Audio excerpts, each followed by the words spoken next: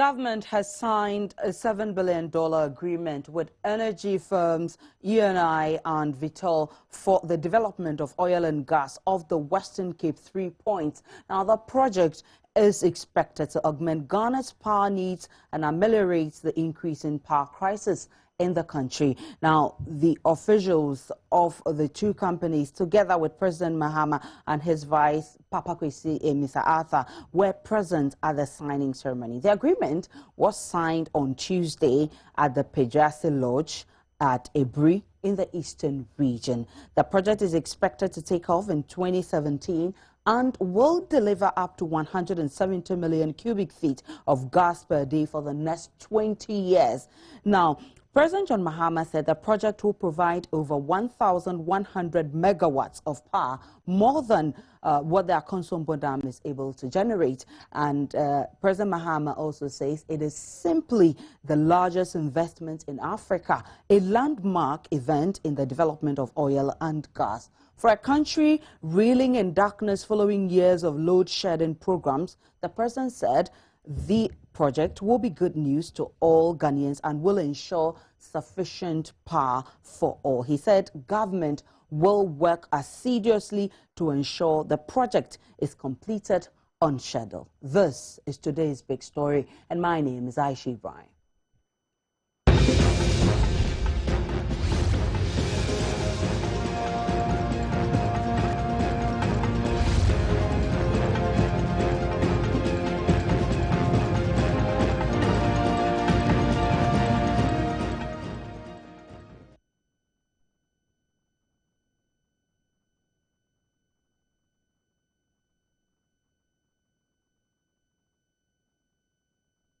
We're back on today's big story, and joining me via phone are two powerful brains.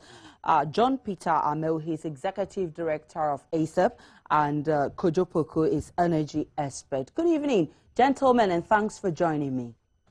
Hi, good evening. Good evening to your listeners also. Let me start with you, John Peter Amel, and I'll ask you, what do you make of this big deal that has just been signed? Well, just a quick correction. I'm not the Executive Director of Effort. I'm an energy policy analyst. All right. Yes. All right. So what do you make of this big deal that has just been signed between these two companies? Well, first of all, I think it's a good news to Ghana, having taken into consideration the constraints that we have with regard to gas supply from Ghana, and also the signals that were sent by the independent power producers in terms of the framework for non-availability of a fee, to produce power. So, number one, this is a good signal to investors interested in the power generation. That going forward, there's going to be some element of gas available for our power generation in future, and also for the security of gas supply in Ghana. So I think it's a good sign for the country. Let me hear from you, Mr. Kojo Poku, and tell us how important this deal is for Ghana. Hello, Mr. Kojo Poku. Yeah, can you hear me? Yes, I'm here. I said I would like to do a bit of correction. I think the way the story is captured, it makes the story seem like it is a power agreement that was signed. The agreement that was signed is a production agreement, okay, for the development of the Sankofa well. There are these 10 wells that Eni, which is the Italian oil company, made a discovery. And one of the wells is called Sankofa, like we have the Cosmos and Tulu doing Jubilee. Now, the agreement which was signed today was a developmental and production agreement, which is basically the production of crude oil for the country. Now, the issue of gas being able to be generated from these wells and the issue of 1,000 megawatts, it's really a sideshow. I think the import of the agreement was that Ghana is going to increase the amount of crude oil per day that we produce. Okay? Now, the import of gas being able to be captured is there's a lot of things that comes into play before that even comes. I don't know why the whole signing is being made to seem like government have signed a power production deal. The agreement is not a power production deal. It's an oil developmental well, which is Sankofa well development. So that is the correction I want to make. Now, on the other side, it is a good deal. And it's in the oil, the price of oil today, it's so low that if any company commits itself to the sort of development and production that ENI and Vitol are committing to in Ghana, it's good news for the country. It will still give people hope that the Ghana oil and gas sector is vibrant and there are still areas that can be explored. So it is good news to the country.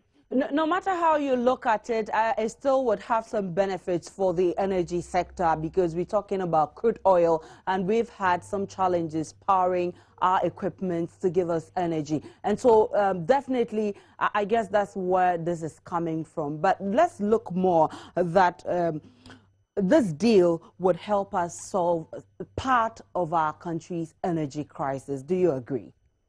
Yeah, but which of the crises are we referring to? If we are talking about the power problem, which is the doomsaw, which we want immediate resolution to, that is not going to resolve it. This project kicks off in 2017. So it only starts 2017. So if you are talking about power, and we are in darkness and we want a resolution, yes, in the long term, it's good news to Ghana that we are going to have energy security if the power plant, the gas plant, which is to be built. Because bear in mind, we are supposed to build another gas plant like the ones we have in the Western region, and also build a pipeline, a gas pipeline to send the gas from the Western region to the Tema area, where we have a lot of these thermal plants. So all these things are to happen in the long term. So is it good news for today? No. It is good news in the long term. Yes, it's good news in the long term. But I don't think that we should start making hay because something like this is happening today. It's really good news in the oil and gas sector, not more of the power sector. That is a distinction I want us to make. And so are we also saying that the politicians are doing politics with this deal once again?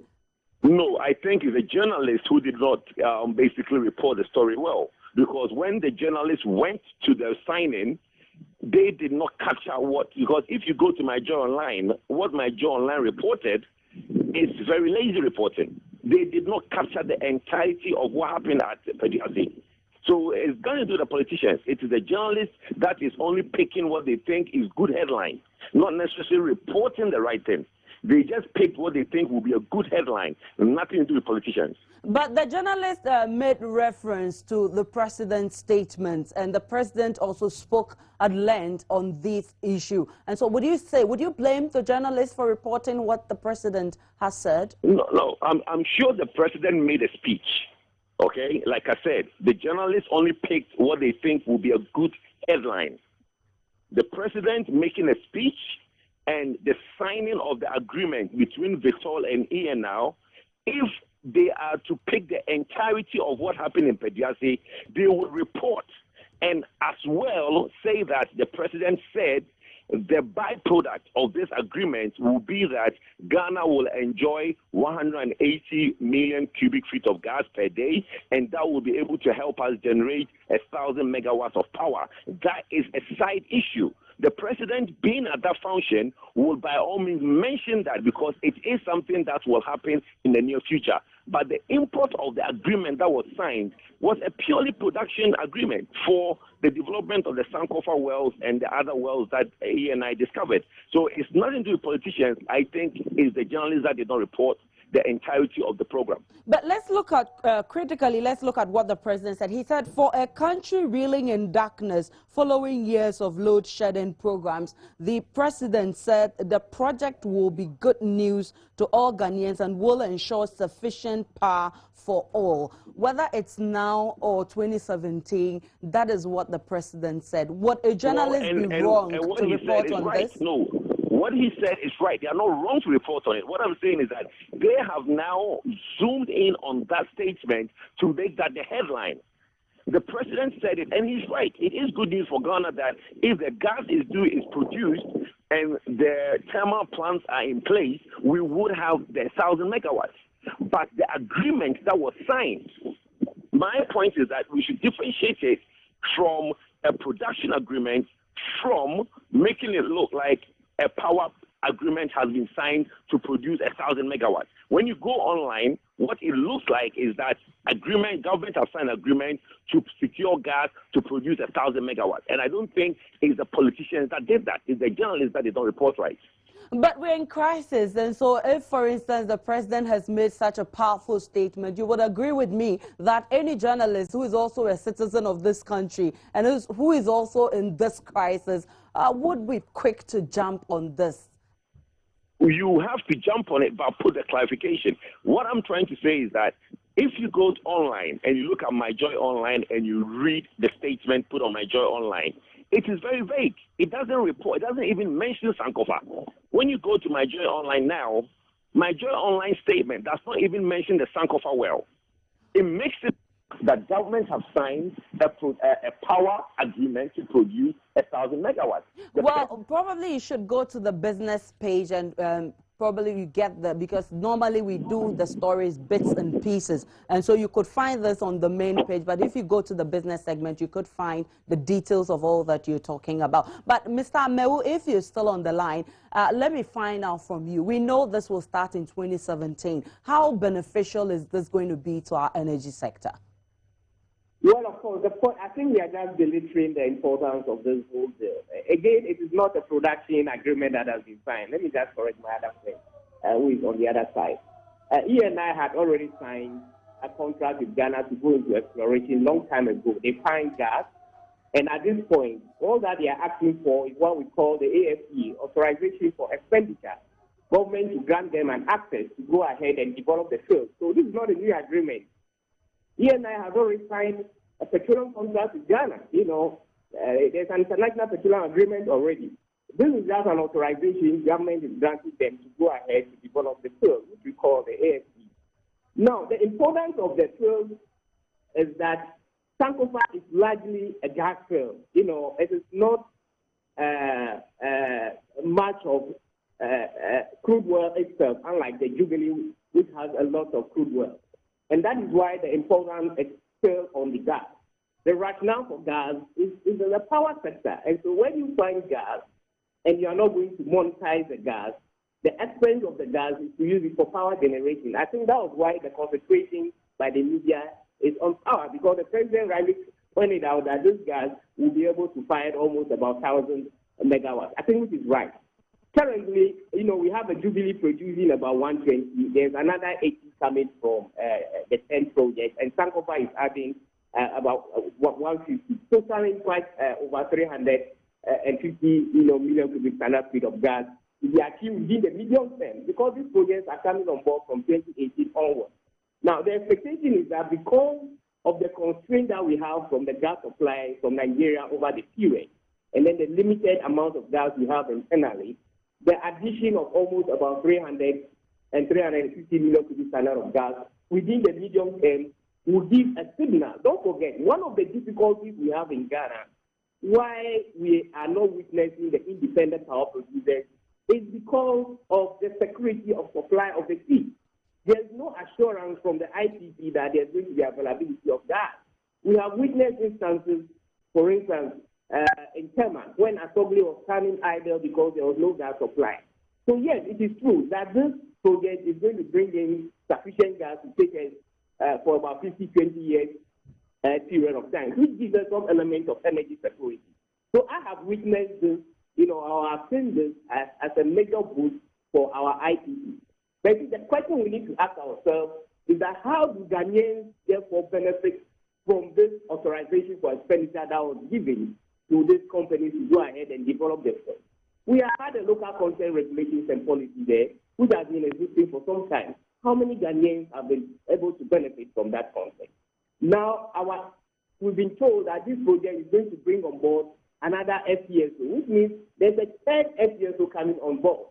What contributions will Ghanaians have in terms of local participation in building that FPSO?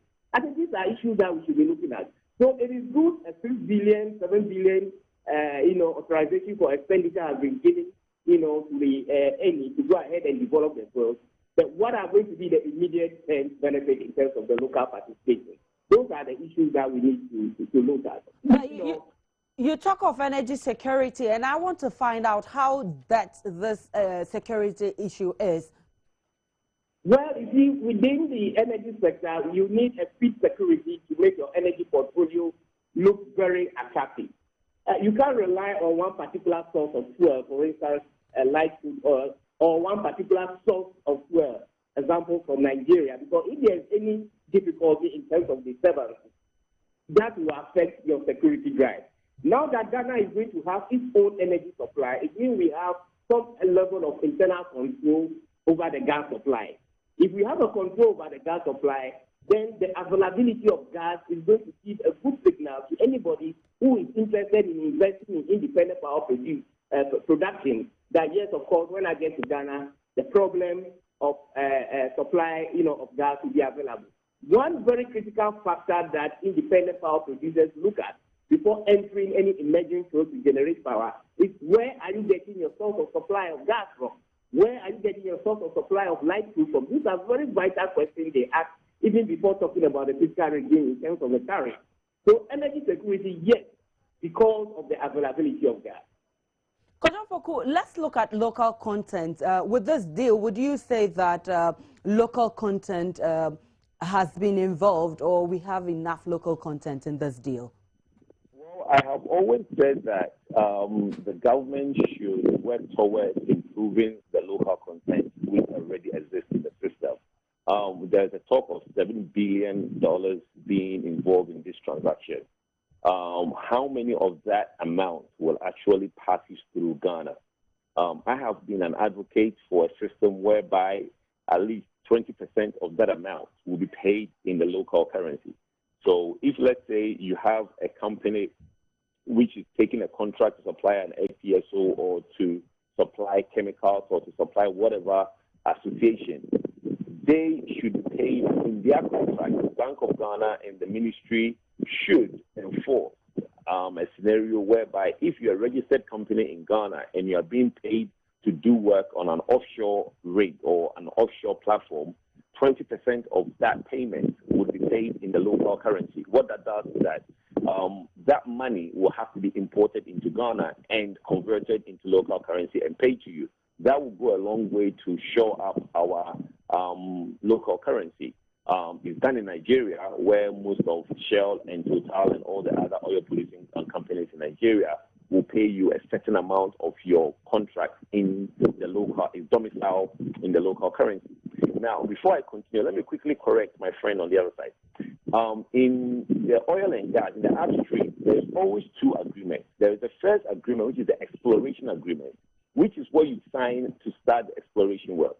After you've made a discovery and you want to go into production, there is a second agreement that is signed. So the exploration agreement is only for 7 years. After the 7 years has elapsed or you have made a discovery, you have to now go back to government and sign a production agreement, which is what has been signed. So the exploration agreement which E&I signed before they started exploration and they made discovery has elapsed. That does not continue into what they signed today. So I just wanted to clarify that. But in terms of the local content, yes, it should be strengthened because, like I said, a lot of people will want to know what is the $7 billion going to be spent on. Now, on a rig or on a platform, there are chemicals that they use. There are mud that they use to suppress the gas pressure. There are plumbers. There's catering. There is laundry services. There's a lot of services that is provided to these rigs when they do come offshore. And I think that government should do well to make sure that not only is it that somebody will come from Italy, register a company, and have a couple of Ghanaian directors and call them Ghanaian companies, but it should be a company where the majority shareholding is for a Ghanaian. So that these jobs, if it does go to such companies, then we will see a trickle down of some of the $7 billion into our local industry. He raised a very critical issue, Mr. Amewu. He raised a very critical issue that independent power producers are scared because of insecurity or energy insecurity. Do you agree with that? Yeah, definitely. You hear of a lot of MOUs being signed. Somebody, GE Electric, wants to do 1,000 megawatts of power. You hear of other companies wanting to do X amount megawatts of power. All that, I mean, the question I have always asked is that where would the gas be coming from? Now, from this agreement, yes, there is a certain amount of gas to be sold, about 150 million cubic feet of gas per day. So yes, it will go a long way to assure that Asogli and all the other companies which are based in Tema and the others that will be based in Takoradi would have the gas to basically run. We can basically win ourselves from the reliance of gas from Nigeria. So if the Nigerian gas, if the West African gas pipeline is not being as it's supposed to be, then the energy security, which my friend talked of, will now come into play because companies who are going to situate thermal plants in Ghana will know that we do have the installed capacity of the amount of gas they need to power their plant. So that's very important. But the point I was making earlier is that this is some 4 or 5 years down the line, so we shouldn't really be dwelling so much on it. So, Mr. Amewu, are you aware of the exploration and production bill currently in Parliament? That's the EMP bill in Parliament. What does it seek to do? Well, the current exploration and production bill, the one in Parliament, that's a revision of the 1934 one that we have, which I believe is useful. You agree with me that the one that is used now, which is the old one, have a lot of lapses in terms of even transparency operations and also the framework in terms of how the exploration is conducted. So the one in Parliament now has a much better improvement. Number one, the fiscal terms are better. Transparency in terms of coming out to, announce who actually wins the block is more competitive. There's more competitiveness involved in it. Unfortunately, that bill is still in Parliament and it has not been passed. And so we expect that Parliament speed up, in passing that bill because the quicker it's passed into law, the fiscal regimes are far better and there's more improvement on the previous one. So that again will give Ghanaian in terms of our take, something quite substantial. What is again important about this deal that we have witnessed today? I'm concentrating more on gas because the Sankofa bill is more of gas, so we know that it's gas. As much as we sign the upstream operation in terms of, giving the necessary framework, which I call authorization for expenditure for the companies to go ahead and start doing the necessary development plans, we should begin to look at the lower end in terms of the processing of the gas. Because obviously, of course, if the gas is going to come out from Sankofa, it is not the raw gas that we're going to use. We're going to use the methane gas, which we need to be processed. And so we should begin to think of, the necessary linkage between the ENI and then the current gas company. But one would have thought that such a bill, I'm talking about the EMP bill, would have been passed to law before a deal such as this one would be signed. Don't you think so? No, you see, one difficulty that we have had with the government is that we have questioned the government and made the government understand that we should stop signing deals until we have passed this new EMP law. The government will not listen. Over the period, more than 7 new exploration and production contracts have been signed. Some were sent to Parliament, some were not even in Parliament. And so it raised a lot of questions why government rushed into signing of this deal. But with the Sankofa one, most Ghanaians will be happy again, probably because of where we find ourselves and the fact that there's going to be a gas to come. But the fact remains that if government had waited for the exploration and production bill in Parliament to be passed into law, then the fiscal terms in terms of government take that will gain from this project, the 7 billion or the 6 billion project that government is talking about, our take will be far, far, far higher. Don't think that this contract, all the 100% will be coming to Ghanaians. Not at all. Even the gas, we are going to buy some of the gas. The gas are not going to be free like the gas coming from Jubilee because this is a gas that have been signed by an explorer, a company. So we are not going to get the gas free. But if you had signed this deal under the new exploration and production, probably it would have been better. But the question one will ask even is that before even signing the exploration and production contract, which was the first contract, that was also signed under the PNDC law 84. So even if they had passed this bill before giving the approval, which I'm talking about, the AFC, which is approval the president has given recently, it will still not work under the new exploration and production, law that might have been passed. So looking at it either way, there's nothing we could do. But what we expect government to do now is that any future contract that they intend to sign, they need to wait and pass the new exploration and production law. If they do that, our stake in terms of government stake would obviously increase, and Ghanaians would benefit. Well, Mr. Kojo-Poku, let's find out from you what difference it would have made if this law was passed before this kind of deal was signed. Okay, now let me explain a little bit further. You see, the agreement which my friend is talking about with the physical policies that he's saying is better, okay? I don't know if he has seen the draft. What government does and what government has been doing through GMPC in the past is that there is the law, okay, which is the PNC Law 85, which he talks about. That sort of forms the body of the contract.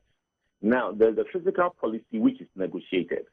Now, what government has decided to do is that there is a set of physical policies that the government has adopted, that this is what they think that works for Ghanaians, which is what they want to incorporate to modify the PNC Law 85 and incorporate those physical policies in those agreements. What government is doing now is that every new agreement that they have signed, it incorporates that physical policies which is in that bill in Parliament. So it is not that government is taking one physical policies to Parliament to try and get Parliament to enact it, and they are signing agreements with different physical policies. The difference is that now when the bill in Parliament is signed, everybody will have one text. It's like the PNC Law 84. When you read it, it does not specify the physical policies. When the new bill is passed, when you read that bill, it will specify the physical policies which everybody has to adhere to. But what government is doing is that all the agreements that they are signing, okay, already they've incorporated the physical policies which is already in the bill in Parliament. So whether the bill in Parliament is signed or government signs an agreement before the bill is passed, you will compare the two and realize that government is not doing anything wrong. Well, many thanks to you, gentlemen. And that was Mr. Kojo-Poku. He's an energy expert, and John Peter Meu, he's with Osei. Many thanks for the discussion. I would have loved to continue, but time would not allow me. But Marian Toure is standing by with the very latest on JNI. We'll be back shortly.